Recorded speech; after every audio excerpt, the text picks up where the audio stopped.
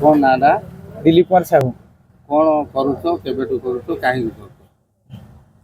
जंगल विभाग को जीवन विभाग परिणत करने आम 2019 सरकार को प्रस्ताव देचु। Forest is life. वर्तमान जंगल कटा हो लोक जानी पारना।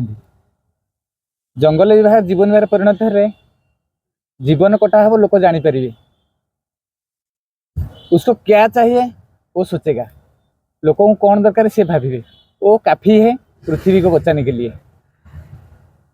विश्व रे अनुगुल 1 नंबर प्रदूषण रे सांघातिक एवं विपदपूर्ण थिबा सत्वे अनुगुल जिला छेंडीपदा ब्लॉक रे सिंगारीना कंपनी 600 हेक्टर रु अधिक जंगल जमी काटुची।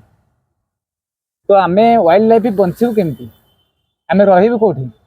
तेणु सरकार को आम प्रस्ताव देचु जे पर्यंत जंगल विभाग को जीवन विभाग परिणत करा जायनि से पर्यंत भारत में कोटे जंगल कटा जाई पारिबो नाही।